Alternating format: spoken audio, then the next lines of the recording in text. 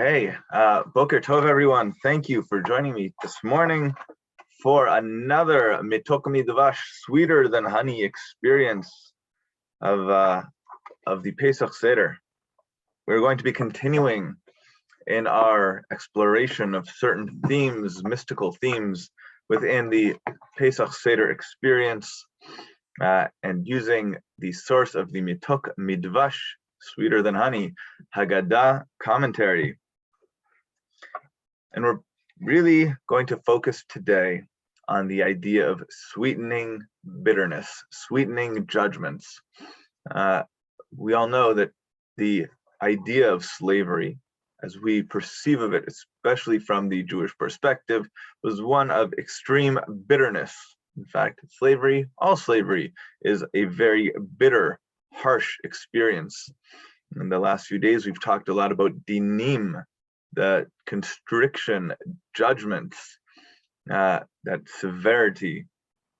Well, maror, the bitter herb that we eat because vayamareru et chayehem ba'avodah kasha uvechomer uvil veinim, that our lives are embittered by the hard work and having to make bricks and whatnot. But when we eat maror at the Pesach Seder, we don't just take the maror and eat it. We take the maror, and the best part, we dip it in charoset. Charoset is a sweet concoction of dates and nuts and cinnamon and apples and wine and all sorts of yumminess. And we dip the maror, that bitter herb, in that sweet charoset.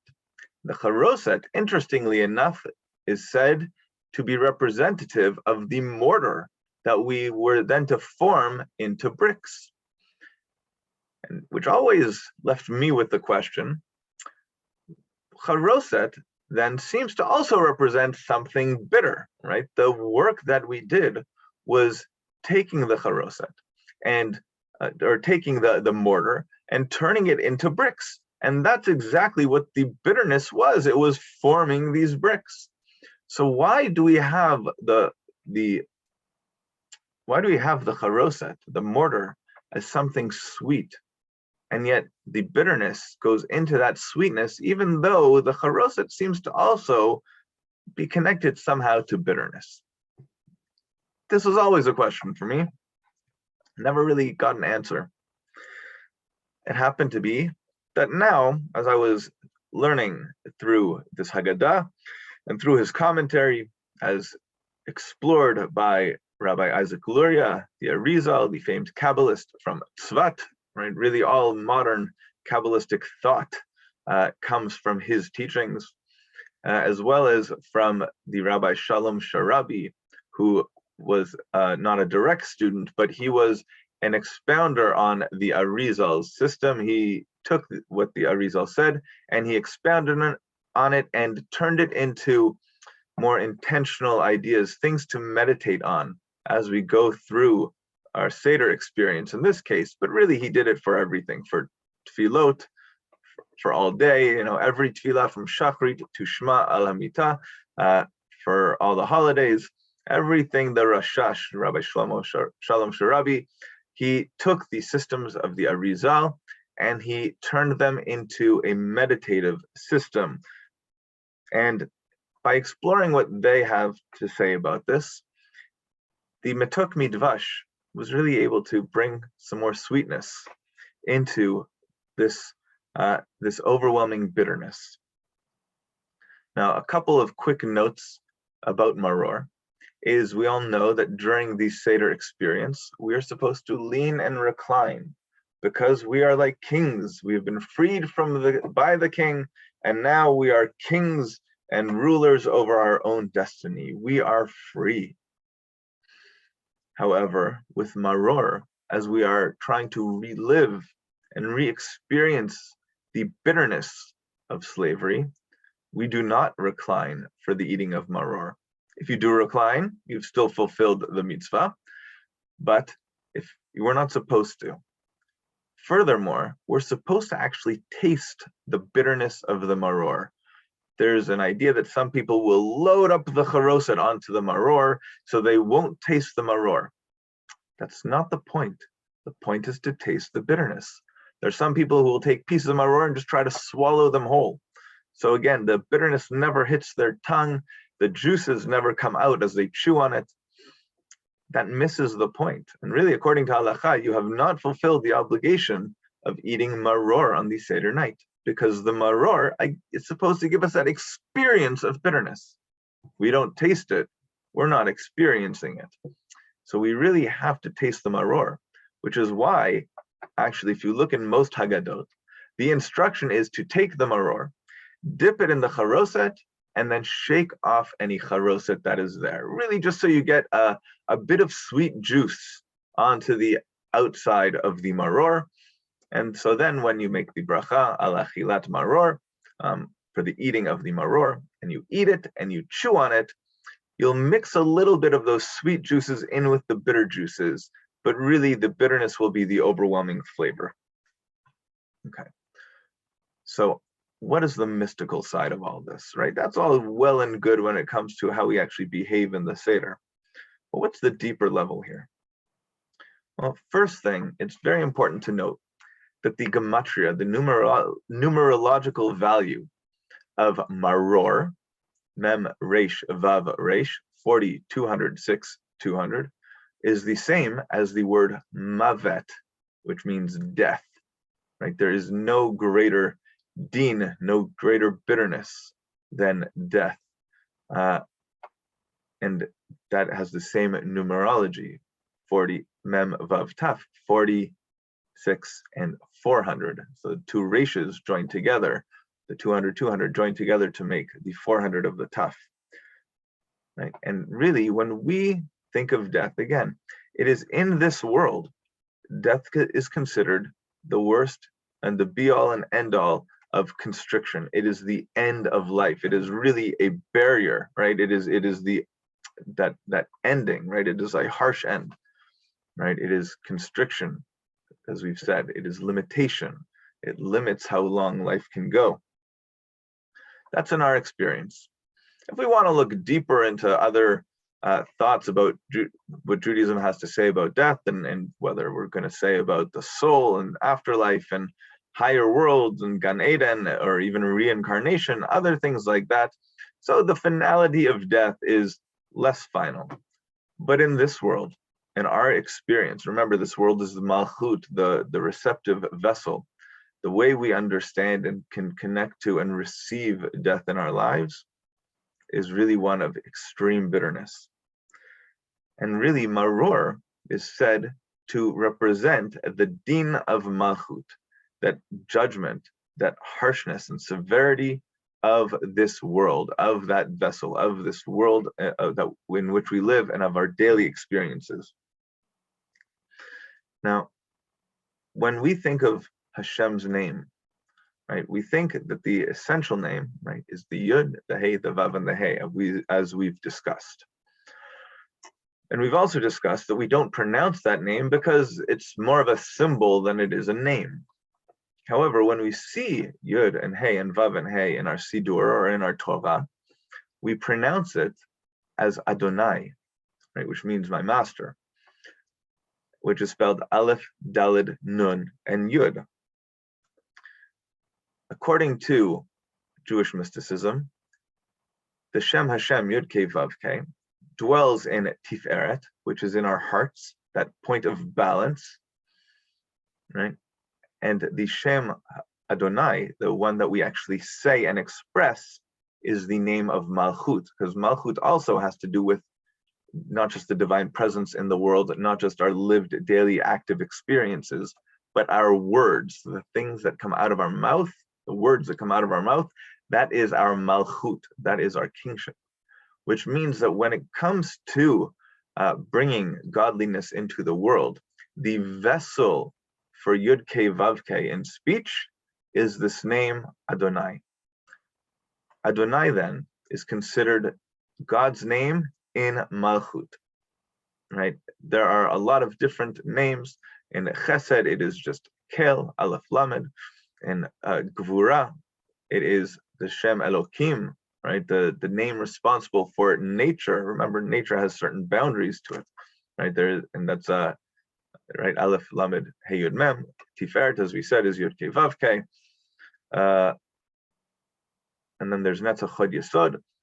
One is Tzivakot, one is Kel Shaddai. One is Akiez, is Aleph Hey Yud Hey is up in the Keter. I'm forgetting what the Yesod name is. Anyway, Adonai is Malchut. Now, that means that Adonai is a name that in itself is the vessel, as we said, but in itself also represents a level of constriction, right? It just contains it. It's not as expansive as Yud Kei Vav Kei is in terms of the depth of its meaning. It is a name that represents this world. It is a name that represents the active experience, and again, the world of Malchut. And we're saying that, remember that Maror is the severity within Malchut. Remember, Malchut also is a vessel, meaning it retains and holds whatever you put into it, right? If you fill it with a lot of kindness, so it'll be full of kindness. If you fill it with a lot of severity, it'll be full of a lot of severity. When it comes to the Maror, the bitter lives we lived and the concept of death in the world, Malchut is very harsh. Malchut has a lot of din. One of the ways that Rabbi Shalom Sharabi says din is expressed, that we express the idea of judgment, is in the milui, in the filling of names. We discussed yesterday the different fillings of Hashem's name, that there is the Yud Kei Vav Kei with Yuds, there is the one with Yuds and an Aleph, there is the ones with Alephs, and there's the ones with Hey, represented by the Gematrias 72, 63, 45, and 52. We said 45 is the Ma, which is right, Manishtana, and we said Mahu Omer, what he says when it comes to the four children. The idea of the milui, that second part of the filling, is said to be the din, the harshness of the name. So that's to say, in those fillings, the first letter, the Yud, the Hey, the Vav, and the Hey, which is each letter of the name, those are the chesed of the name. And then the Vav Daled of the Yud is the din of the Yud. And then the Hey Yud, or the Hey Aleph, the Aleph then would be the din of that first Hey. And then the Aleph Vav of the Vav, Aleph Vav would be, that Aleph Vav would be the din of the Vav. And also with the final Hey, the Aleph would be the din of that final Hey. Well, the same thing exists when it comes to the name Adonai. Aleph, Daled, Nun, Yud. So if we spell it out, Aleph, Lamed, Pei, Daled, Lamed, Taf, Nun, Vav, Nun, Yud, Vav, Daled, right? Aleph, Daled, Nun, Yod. So we're talking about a filling which contains both the chesed, the kindness, the expansive parts of Malchut, which is in the name itself, Aleph, Daled, Nun, Yud, right? So the kindness or the expansiveness within this world, within this realm of limitations. And at the same time, there is the limitations within the world of limitations, right? That severity, that harshness. It goes like this. If you take the severity of that name, which is the Lamed Pei, the Lamed Taf, the Vav Nun, and the Vav Daled, right? Those fillings of each one of the letters. It gives us the gematria, the numerology of the name root, Resh Vav Taf. Interesting thing to note that if you take, look at the word Charoset, 3 letters of that name are Resh Vav Taf. The remaining letters there then are the letters Chet and Samech, right? Chet, Resh Vav, Samech, Taf. Samech and Chet, those remaining letters, have the numerological value of the word chayim, life. What's this trying to represent to us? That within charoset, we have on the one hand a connection to the dinim, to the severity within this world. And on the other hand, we have this connection to life. It is the life that comes out of that severity, right? When we think of this world, really, this is the world that it's all about. There are, the Maimonides has 13 principles of faith. And the one that we all know is the 12th one, which is, I believe with a full heart in the coming of Mashiach. And even if the Mashiach will delay its coming, even if it doesn't come right away, I will wait every day, right?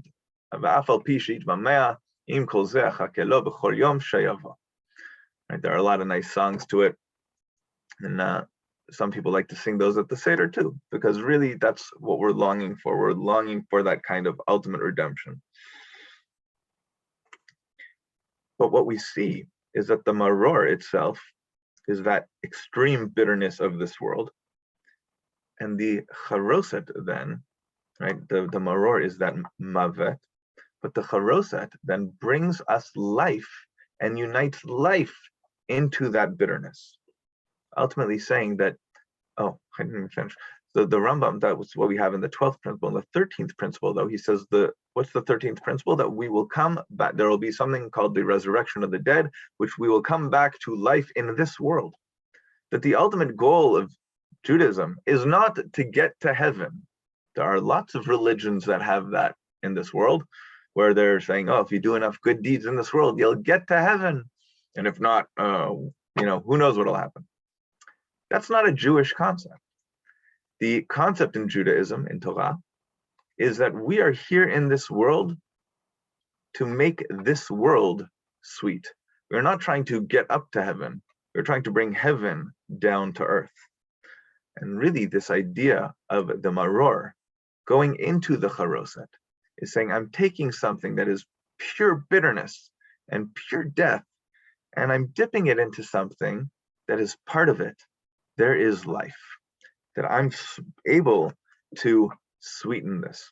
And again, when we come back to the rules of how we have to eat maror, so even when we shake off the charoset and we just have the juices together, when we chew the chew the maror, what we're doing in that chewing is we're actually sweetening that bitterness by mushing everything together, right? We're combining the bitterness with that hint of life and sweetness, right? So it's really through the chewing and through the tasting of the maror that we actually come to sweeten it by the taste of the charoset and the taste of life that's within it.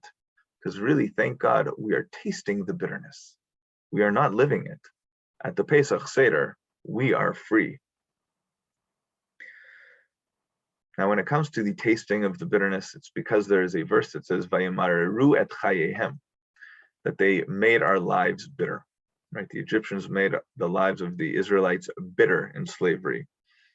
The charoset, though, when we talk about why we eat charoset, as we've said, it's mishum hatit, because of the mortar.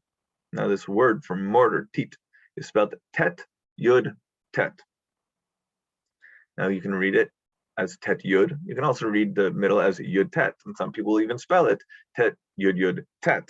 And you have that nice parallel, right? It's a mirror image, one side to the other. Now, when we see something like a mirror image, we can say, well, what is being mirrored here? Well, we have those letters, yud and tet, being mirrored.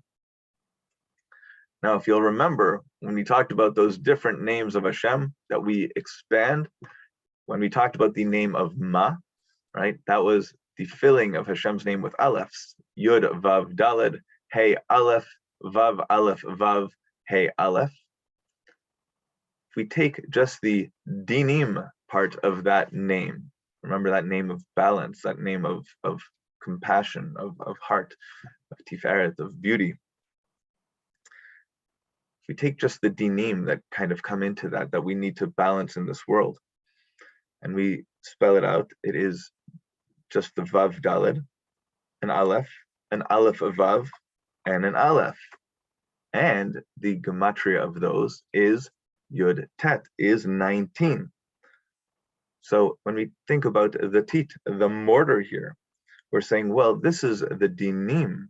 Again, the charoset is representing the mortar, is the dinim of our heart, but it's the dinim within our feelings, our emotions. Remember, we talked about the 4 different levels, the level of the psychic, intuitive, the level of the academic, that balanced level of the emotions that we try to harness all those things and feel them until we ultimately bring it down into this world.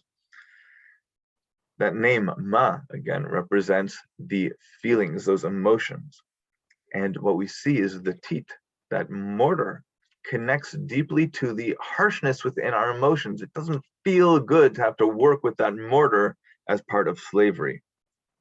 But again, we're remembering that it comes from a place of charoset, that the charoset that we're eating now is something sweet. It is something that contains within it chayim, that contains within it life. And so therefore, as we eat the charoset with the maror, even after we've shaken off the sweetness, really the whole concept there is that we are sweetening any severity and harshness in our lives, in the world of malchut, right? And really the whole idea of this experience as part of our Pesach Seder is to say that as we've now gone through the entire story, and as we've already eaten matzah, which is the bread of faith, right? First the bread of affliction, and then the bread of faith and connection to Hashem, and then we eat this maror afterwards. While we are eating the maror to connect to the bitterness in life, the bitterness of slavery, that we ultimately also have to remember that we are free, and that it is by that dipping in the charoset that we truly can connect to the freedom that we all experience in life. And that is why that eating of maror and charoset together is such a wonderful and yet bittersweet experience that we all have and that we all need to have, because life itself can be bittersweet. Sure, we have our good days, we have our rough days, and sometimes good periods of time and rough periods of time. But the goal is to ultimately harness it and recognize that it's not about the good and the bad, but it's really about living life as its composite whole. And this can really take us back to the Garden of Eden, where we had those 2 trees, the Eitz HaChaim, the tree of life, and the Eitz Hadat Tov V'Ra, the tree of knowledge, good and evil. Right? There is good and evil, sure, but it's severe in that it creates separation and division. And life itself is a unified experience with the good and with the bad. And so we eat the maror and the charoset together to experience that balance and to truly sweeten anything that is harsh in our lives before we get to the great meal of the set table, the Shulchan Orech. That's all for today. Please God, tomorrow we'll have the last in this series, where we will talk about the last part of the Seder, the Nirtzah, this very strange ending that we have. But we'll get to that tomorrow. Anyway, have a wonderful rest of your day. Chag Pesach Samech V'Kasher. Have a beautiful, sweet, happy, healthy Pesach. And Bezrat Hashem, I will see you tomorrow. Good luck with all the rest of your preparations. And I look forward to seeing you then. Have a wonderful day. Shalom.